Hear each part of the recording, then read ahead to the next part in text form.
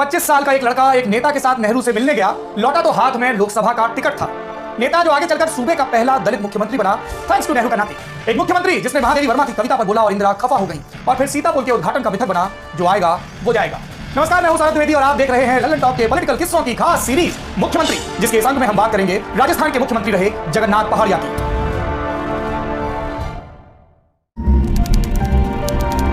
भरतपुर जिले में एक कस्बा है भुसावर, अभी अपने अचार और मुरब्बों के लिए फेमस है। इस कस्बे में मास्टर आदित्येंद्र की ससुराल थी। अब ये बना श्रीमान कौन है मास्टर आदित्येंद्र? ये कांग्रेस के सोशलिस्ट धड़े के बड़े नेता थे, आजादी की लड़ाई के सिपाही थे। मास्टर साहब साल में एक आध बार ससुराल आते। यही उनकी मुलाकात एक जोशीले नौजवान से हुई, दलित समाज से आने वाला मजदूर का बेटा, मगर पढ़ाई में तेज, नाम जगन्नाथ। मास्टर ने उसे अपना शागिर्द बना लिया। अब जो बता रहा हूँ वो बात 1957 की है। पहाड़िया लॉ कर रहे थे, तभी एक रोज मास्टर से मिले। आदित्येंद्र ने कहा, हमारे साथ दिल्ली चलो, तुम्हें पंडित जी से मिलवा लाएं। पहाड़िया चल दिए। मास्टर जी ने उनका पंडित जी से परिचय करवाया। ये पंडित जी कौन है? इनका परिचय आपसे तो करवा दूं। देश के पहले प्रधानमंत्री जवाहरलाल नेहरू। सब पंडित जी बोलते थे उन्हें। नौजवान देखकर नेहरू पूछ पड़े, कैसा चल रहा है देश? पहाड़िया ने जवाब दिया, बाकी चीजें तो अच्छी चल रही है, लेकिन देश में दलितों को रिप्रेजेंटेशन ठीक से नहीं मिल रहा। अभी सुनने में ये सामान्य संवाद लग रहा है, पर सोचिए, एक तरफ नेहरू देश के प्रधानमंत्री, कल्ट फिगर, दूसरी तरफ 25 साल का एक लड़का जो पहली बार दिल्ली आया है। खैर, बातचीत शुरू हुई। अब नेहरू बोले, तुम क्यों नहीं चुनाव लड़कर रिप्रेजेंटेशन कराते? पहाड़िया ने कहा, आप टिकट दीजिए, मैं चुनाव लड़ूंगा। नेहरू ने बात मान ली और कुछ महीनों बाद होने वाले चुनाव में पहाड़िया को कांग्रेस का टिकट दे दिया गया। सीट थी सवाई माधोपुर। उन दिनों कई लोकसभा ऐसी होती थी जिनसे 2 सांसद चुने जाते थे, ये भी ऐसी ही सीट थी।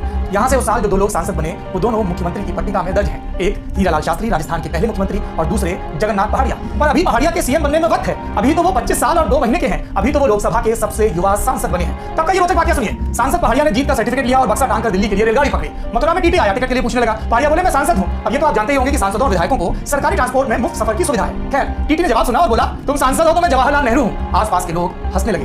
टीटी ने कहा, खड़े हो जाओ। पहाड़िया खड़े हुए, फिर बेंच के नीचे रखा बक्सा आगे खिसकाया और उसमें से एक कागज निकाला। अब रंग उड़ने की बारी टीटी की थी, क्योंकि यह कागज पहाड़िया का चुनावी सर्टिफिकेट था।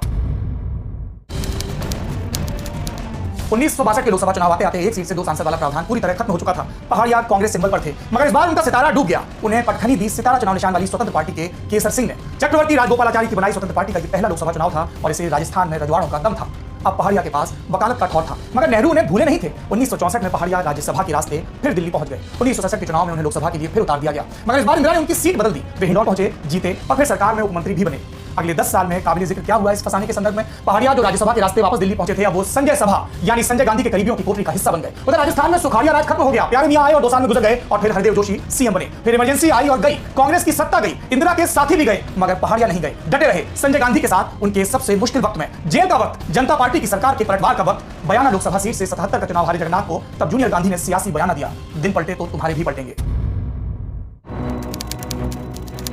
मई का आखिरी हफ्ता साल 1980, प्रधानमंत्री इंदिरा के नेतृत्व में कांग्रेस अब विधानसभा चुनाव भी दनादन जीत रही थी। लोकसभा की तरह यहां भी कमान संजय के हाथ थी, टिकट वितरण से लेकर मुख्यमंत्री चुनने तक। ऐसा ये चुनाव चल रहा था दिल्ली के राजस्थान हाउस में। चर्चा शुरू हुई, कुछ विधायकों ने फुसफुसाया एक नाम, रामकिशोर व्यास का, मगर तभी संजय गांधी की महीन आवाज गूंजी। सिर्फ 2 शब्दों वाला एक वाक्य, जगन्नाथ पहाड़िया। मीटिंग खत्म हो गई, लेकिन विधायक दल में यह सब होना तयशुदा स्क्रिप्ट का हिस्सा था। वरिष्ठ पत्रकार सीताराम धलानी ने एक घटना, एक वाकया हमें बताया जो इसकी तस्दीक करता है। संजय गांधी विधानसभा चुनाव में अजमेर में एक चुनावी रैली करने गए, फिर सर्किट हाउस पहुंचे। पत्रकारों ने पूछा, संजय जी, राजस्थान में कांग्रेस का सीएम फेस तो है ही नहीं। संजय ने फेस घुमाया। बगल में खड़े थे बयाना के सांसद जगन्नाथ पहाड़िया। उनके कंधे पर हाथ रख संजय बोले, अब तो यही राजस्थान संभालेंगे। संजय ने ऐसा क्यों किया? 3 वजह हैं। पहली, हरदेव जोशी के नेतृत्व में 77 का चुनाव हारे थे। दूसरी, पुराने चावल सुखाड़िया पर खुद मम्मी भरोसा नहीं करती थी और वह पहले से ही कोप भवन में बैठे थे। तीसरी, ये संजय गांधी थे, उनकी वजह, उनकी पसंद परंपरागत राजनीतिक तर्कों से उलट थी। उन्हें जम गया तो कभी लखनऊ की सियासत न करने वाले वीपी सिंह को सीएम बनाकर यूपी भेज दिया, जम गया तो पहाड़िया को जयपुर की गद्दी दे दी।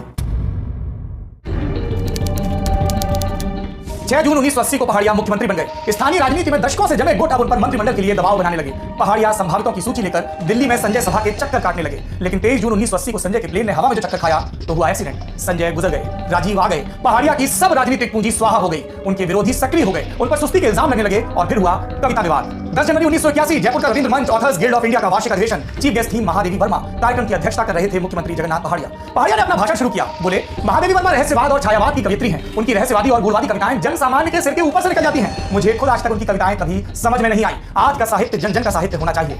इस टिप्पणी पर वहां बैठे लेखक भड़क गए। मीडिया में भी खूब लानत मलानत हुई। महादेवी बुजुर्ग कवियत्री थी, इलाहाबाद की रहने वाली। इंदिरा उन्हें बुआ कहती थी। भतीजी तक भी बात पहुंची। उन्होंने पहाड़िया को तलब कर लिया। सफाई मान तो ली गई, लेकिन अब विरोधियों को भी दिल्ली दरबार में सुना जाने लगा। जुलाई 1981, भरतपुर की बैर तहसील, पहाड़िया का अपना इलाका। तब भुसावर इसी तहसील का एक हिस्सा होता था। यहाँ एक पुल बना, स्थानीय लोग इसे सीतापुर कहते थे। इसके बारे में एक मिथक चल पड़ा कि जो भी इसके उद्घाटन का मन बनाता उसके दुर्भाग्य का उद्घाटन हो जाता। कई अधिकारी आए, चले गए। खबर पहाड़िया तक पहुंची, वो पहुंच गए फीता काटने। उद्घाटन के बाद वो पास के रुदावल कस्बे के हनुमान मंदिर पहुंचे। तभी दिल्ली से वायरलेस आ गया, दिल्ली पहुंचिए फौरन। पहाड़िया दिल्ली गए, लौटे, मगर पूर्व मुख्यमंत्री बनकर। भरतपुर में सीता पुल की मनहूसियत का मिथक और मजबूत हो गया। वैसे इसे देखने का एक और नजरिया है, वो ये कि पहाड़िया को पता ही था कि रुखसती का वक्त आ गया है, इसलिए उन्होंने सीता पुल के किस्से का लोड नहीं लिया। इसके बाद पहाड़िया की कहानी में कुछ खास रह नहीं जाता। मंत्री फिर बने नहीं, विधायक की जरूर इंदिरा की सहानुभूति लहर में बरकरार रही, मगर इसके भी आखिरी कुछ महीनों में इस्तीफा देना पड़ा। वजह अच्छी थी, राजीव का बुलावा था। प्रधानमंत्री राजीव गांधी ने उन्हें बिहार का राज्यपाल बनाकर भेजा। 3 महीने बाद इस पद से भी इस्तीफा। इस बार राजीव ने उन्हें लोकसभा के लिए मैदान में उतारा, मगर खेत रहे पहाड़िया। फिर चुनाव हारते जीतते रहे। पत्नी शांति भी सांसद और विधायक रही, मगर बेटों के ऐसे नसीब नहीं रहे। वैर विधानसभा में छोटा बेटा संजय हारा 2008 में। 5 साल बाद उसी सीट पर लड़ा बड़ा बेटा ओम प्रकाश, वो भी हारा। पहाड़िया आखिरी बार पेट भर यानी सुर्खियों में लौटे 2009 में, जब उन्हें हरियाणा का गवर्नर बनाया गया। 2014 में वो रिटायर हुए।